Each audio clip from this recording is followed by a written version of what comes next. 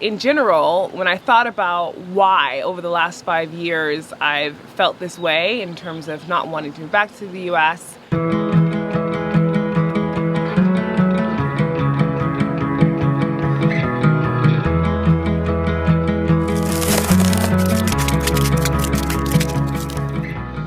my name is Jules and I am in the beautiful West Fjords, as you can see behind me. And I'm specifically in Ísafjörður, which is a beautiful town in the West Fjords. And I just love the nature out here. I love the nature in Iceland in general, but I just love coming to this specific area because it's so gorgeous. And I thought since it was a beautiful day, I'd film the video out here in this balcony of the cabin, because there's a question that I get sometimes from individuals, specifically around like if I plan to move back to the United States. And as you can tell by the title of my video, no, I do not.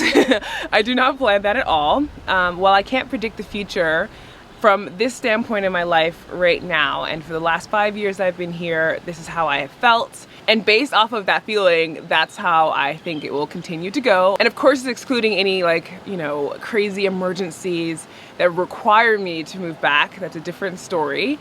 But in general, when I thought about why over the last 5 years I've felt this way in terms of not wanting to move back to the US, I boiled it down to around like 5 reasons that come to mind immediately. And so that's what I'm gonna be sharing in this video, just to give you an idea of how I kind of came to this point in my life where I was like, yeah, even though I've lived in the US for 30 years, I'm at a point living in Iceland for 5 where I feel very happy and I'm thriving here, and so I want to continue on this journey of being here. So before I start off with that, just a little reminder, if you didn't see a previous video of mine about this, if you're planning to travel to Iceland for the first time, or you're not that familiar with different regions of the country, I'm putting together some really helpful travel information for people like yourself. So definitely make sure to subscribe to my email list below, where you can get updates about that. I'm having like some big announcements coming up, but also you won't miss updates on awesome content that I'm making every week, whether it's on here or my podcast. But the special announcement is one that's super exciting and I don't want you to miss out, because I will be announcing it first on my email list. So okay, if I start off with the first reason that immediately came to mind as to why I'm not moving back to the US after living in Iceland for 5 years, is I've never felt homesick while living here. And this is not to say that there's anything wrong with feeling homesick. There are of course people who have those deep feelings, and it can happen to anybody. And I think that for a lot of people that feels really normal. And I've been in different places, and excluding Iceland, I've not lived in any other place besides Iceland, but I've visited other places, and I did kind of feel like this longing to be back in New York City. But in Iceland, that has not been the case. I felt very much at home here.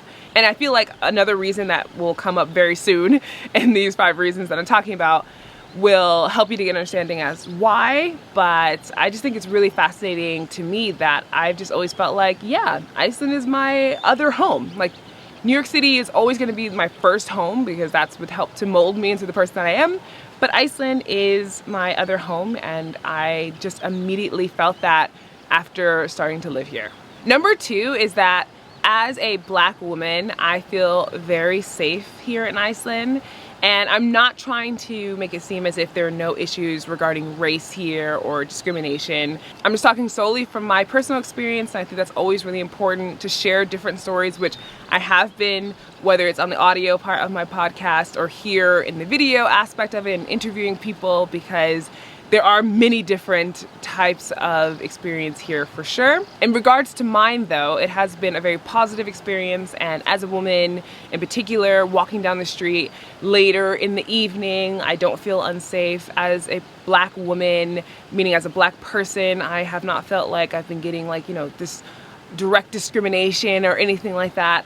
And so that has really molded how I feel here in Iceland, how comfortable I feel. I've been to every part of the country, and I can tell you that I've not felt like it was just because I was in the countryside that people were treating me that much different than when I was in Reykjavik. Except actually that people were more prone to speak in Icelandic in certain areas of the countryside. And if you do speak in Icelandic back to them, it definitely breaks the ice in terms of people feeling just that much more comfortable with you. But that's another aspect I feel like of living in Iceland.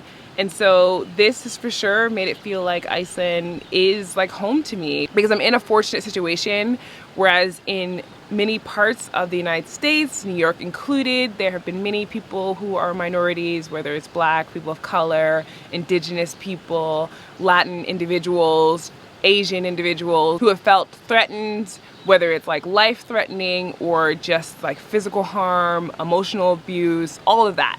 And that's not something that I've encountered here in Iceland, so it for sure has helped me easily to make the decision of being like, why not stay here? I really love it. And I feel like safety for anybody is a big reason as to why you would want to stay in a place. And that for sure sticks out in my mind as to what makes Iceland so appealing for me. Number 3 has to do with the fact that it is super easy for me to get back to New York City fairly quickly. I mean, the flight is only 5.5 hours from Iceland. It kind of depends on which way you're going. So from New York to Iceland is usually a little bit shorter, because if they catch like a good tailwind, and then in the opposite direction it might be like a half hour to an hour longer. But either way, it's okay, because I am very close with my mom, for instance, who lives in New York City, and my sister who lives in Texas, and my grandmother who lives in Rochester. And so, you know, I can get to those individuals if I need to. Now granted, with the whole like pandemic situation, that made it more difficult, and that was hard not being able to see my family, but we FaceTimed more. And so just knowing transportation wise that I can get a direct flight back to specifically New York City to see like family members makes it feel like Iceland is not that far away. So it's, you know, not very difficult transportation wise. And also my family gets to come here. And all wrapped up into like this transportation slash family thing, because I am really close, like I mentioned, with those individuals in the United States. I'm also super close as well with my family here in Iceland. So I have family on both sides, and because I have a supportive and loving husband, supportive and loving Icelandic family, supportive and loving family United States, I feel like I'm in a place in my life, and in transportation wise easy to get to, that it just makes it all around very easy for me to say like, yeah, I have no reason to go back to the US, to move back to the US specifically, to go and visit, sure, why not? I mean, there's awesome people and places, things to do in the United States, and I'm not knocking any of that. It's just when it comes to where I feel like home makes sense to me, at least in this time of my life, it's here in Iceland, for sure. And I'm just really fortunate that Gunnar and I have been able to build a life together, and we continue to do that and grow as a couple and individuals. Number 4 is definitely one I feel like that brings a lot of visitors to Iceland, as well as people who end up living here, and that has to do with the transformative nature. As you can see behind me, this place is gorgeous, and this is just one small part of the West Fjords, for instance, that many people don't come to. And if you do plan on visiting Iceland and have time for the West Fjords, highly recommend it. It is one of my favorite places.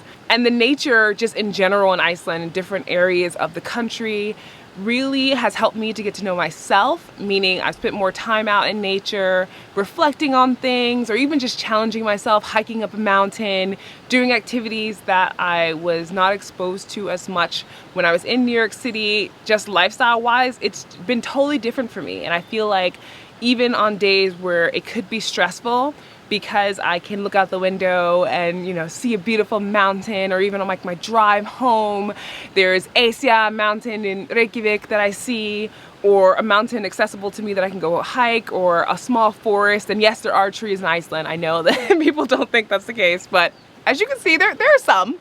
And this has been so impactful in my life, and has really been like a magnet that draws me back to Iceland, just in terms of feeling really happy, and also creativity wise. I mean, there's a big creative vibe here, and whether that's connected to the nature or not doesn't matter to me. I have a connection of my creativity to the nature, and also my, you know, ability to kind of like embrace what Iceland is in terms of a very volatile place when it comes to weather, and understanding that and being able to dress well for it it's just changed my mind about so many things and been able to help me to grow as a person, because I've really had to learn to adapt. And I just really appreciate that. And this is an experience I wasn't having, at least where I was living in the US.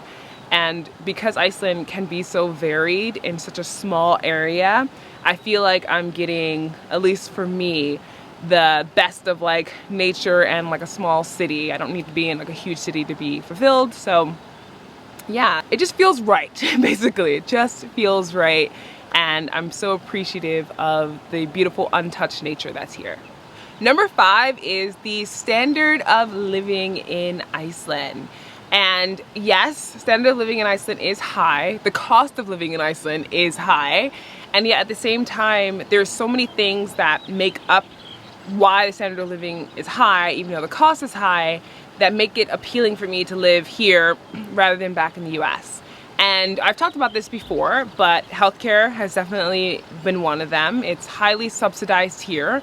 And I just remember, it's like a really kind of side note thing that I think is really interesting, is that recently I went to the Geisla, which is the like neighborhood healthcare center in your area, and they had lowered the prices for you to go see the doctor since the last time I'd been there. And I was like, this is my first time ever even hearing this, and when I paid, it was like 500 ISK, and before I think I've been paying like maybe 1,200. I'm not exactly sure, but I know it was definitely more because I asked, because I was like, I only paid 500, don't I owe more? And they were like, no, actually the prices have been lowered. And I was like, oh, okay. Like I didn't even know how to react to it, because it just is not something I've ever heard of, where they'd be like, by the way, no, we're gonna ask you to pay less now to come and see a professional doctor, you know, in terms of in the office here and whatever else. And it just, yeah, it blew my mind. And so that's highly subsidized, which for many people in the US, that is a cost that is feared because it can bankrupt you to have some type of illness or need to go to the doctor or get a prescription. Also education wise, if I wanted to go back to school, it is not expensive. I mean, you can go to a university here that you pay, but the University of Iceland, Háskóli Íslands, that is free. And the only thing you have to pay is a registration fee. And so for me, it's like, wow, you know, I went to a university, I went to RPI, Rensselaer Polytechnic Institute, and it was quite expensive to go to. My parents did not pay for that. I took out student loans, like I had to, you know, do all of that, which is very familiar to so many people in the United States. So in Iceland, if you're coming into the job market after graduating without this debt of university, that of course makes a huge difference in you being able to afford other things in life, maybe like saving up to buy a home, which that's a whole different story in terms of Iceland and the market here and how that's been difficult for some people and not for others. Gunnar and I have been fortunate that we do own the apartment that we're in, so that adds of course to my standard of living. And like I mentioned, this is of course my experience in terms of why I love living in Iceland and don't see myself returning to the United States. And so just these things combined, for me, it's like a balance, you know, like it's expensive for groceries, but I have highly subsidized healthcare. You know, it's expensive for fuel and things like that. And yet education, you know, is not expensive or can be basically free. And this, and when it comes to also like having a family potentially in the future, our kids going to a school, even if we want them to go to a specialized school where people do pay, that gets subsidized as well. So it's normally not that expensive. And this really just helped me to feel really comfortable and happy knowing that Iceland is a home where we can have a life and our, you know, potential children can have great education. I can have a great education for very low cost if I want it. And I just think that is something that I wish for everybody, honestly. I wish everyone could have that same type of experience. But I know that's not necessarily how it is everywhere, and I'm just going based off of comparatively in the United States. So yeah, that has been at least the reasons that pop into my mind immediately when I think about the fact that I'm not moving back to the United States in terms of permanently to live. Of course, I will be visiting, but Iceland is my home and I love it, and I am very grateful to be here. I'm very grateful for the people who are part of my support system, to be part of other people's support system who have either transitioned here or have been living here, and just need love and support, because we all do. And I think it's important as well just to feel at home where you are, if that's possible. And if you're able to move somewhere else, to do that, because there are so many different places in the world that potentially might align more with what you're looking for in life that makes you feel fulfilled. So I hope that this was helpful in answering this question that I have received. If you enjoyed this video, definitely make sure to give it a thumbs up and share it with somebody who you think might find it interesting.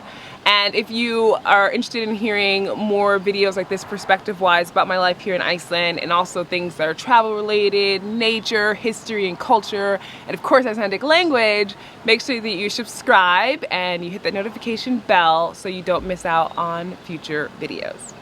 As always, thank you for watching, and I will see you in the next one.